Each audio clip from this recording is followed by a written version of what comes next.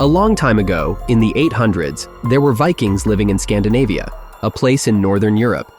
They were amazing sailors who traveled far and wide, not just to raid, but also to trade. Down south, there was a big, powerful empire called the Byzantine Empire. Its capital city, Constantinople, was a busy place where people bought and sold stuff from all over the world. The Vikings, also called Varangians, thought this city was really cool and wanted to check it out. They paddle their small boats up the rivers.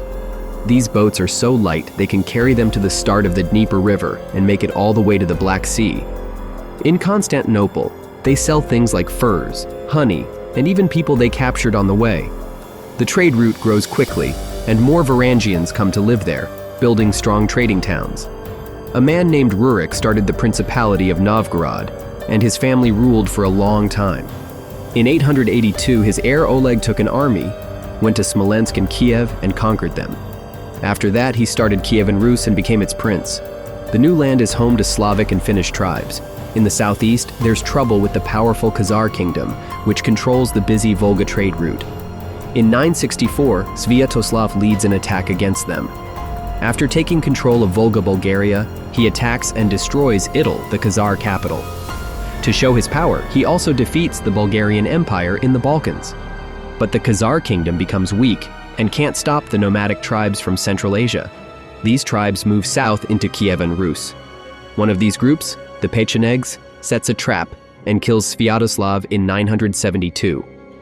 The Kievan Rus is split up between three brothers, and they start fighting each other. Vladimir, who is the Prince of Novgorod, runs away to Scandinavia. There, he builds an army of hired fighters. He comes back, takes over Kiev, kills his brother, and calls himself the Grand Prince of Kiev. Down south, the Byzantine Empire is fighting with the Bulgarians and dealing with a rebellion at the same time. The emperor asks Vladimir for help and gets 6,000 soldiers. In return, Vladimir asks to marry the emperor's sister. Before he can get married, he has to stop following pagan beliefs and become a Christian. After he gets baptized and married, Christianity of the Byzantine Rite becomes the main religion of Kievan Rus under the leadership of the Patriarch of Constantinople. When Vladimir dies, a big fight breaks out between his family, and Yaroslav the Wise ends up winning. When he was in charge, the Kievan Rus got bigger and stronger, and they got rid of the Pechenegs, who were causing trouble. In 1054, the Christian church split into two groups, Orthodox and Catholic, after some arguments between Rome and Constantinople. This made the Kievan Rus Slavs and the Polish Slavs, who became Catholic, even more different. Yaroslav has a lot of sons and worries they might fight after he dies. To stop this, he splits Kievan Rus into smaller parts and gives each son a piece. He trusts his sons to take care of it. His oldest son gets the biggest and most important part, becoming the Grand Prince of Kiev.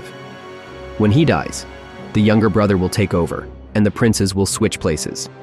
This new plan to share power will lead to lots of fights within the Kievan Rus for many years.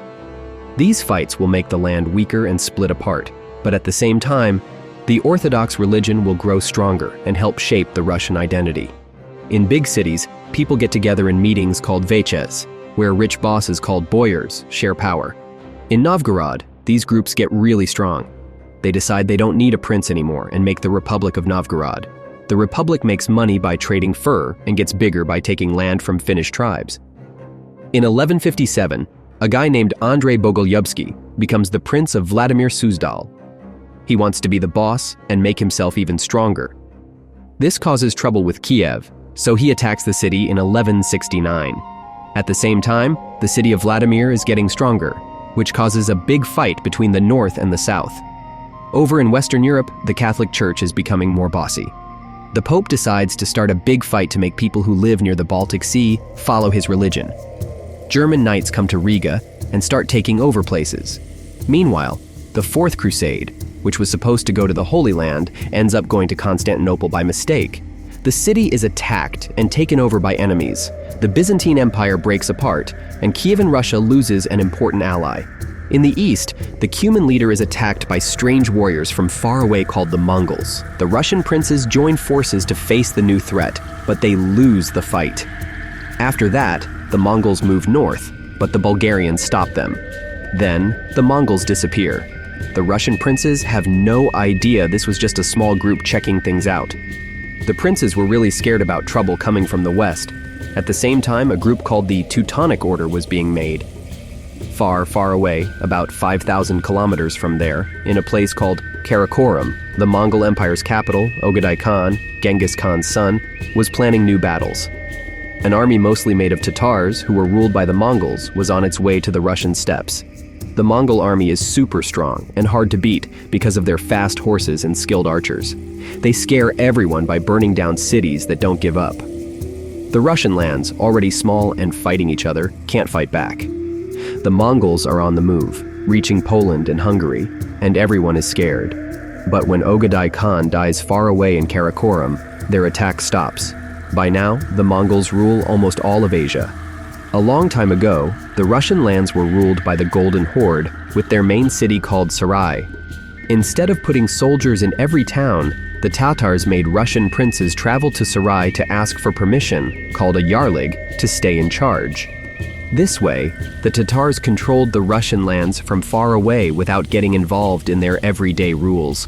The principalities only have to pay a tax. The Russian princes who get the yarlig are protected by the Tatar army, even though they still fight each other. The Mongols also don't mind what religion people follow. The Orthodox Church gets special treatment and doesn't have to pay taxes.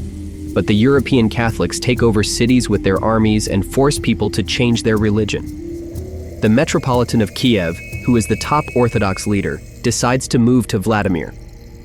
In the middle of old Russia is a young place called Muscovy. Safe from big dangers, it grows fast and strong.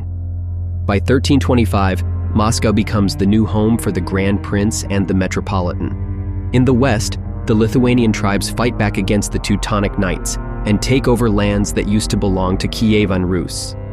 Lithuania hopes to bring all the Russian lands together into one country.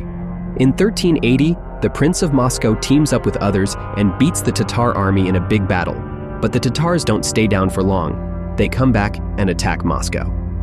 Back in 1386, the leader of Lithuania decided to become Catholic so he could marry the Queen of Poland, even though most of his people were Orthodox.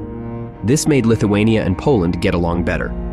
Later on, Muscovy, which wanted to bring all Russian lands together, started growing bigger. It took over its neighbors one by one, and its leader became more powerful. Meanwhile, the Golden Horde starts to fall apart. In 1453, the Ottomans take over Constantinople. Then, a new ruler named Ivan III says he's the next leader of Byzantium and makes Moscow the protector of the Orthodox Church. People started calling the city the Third Rome.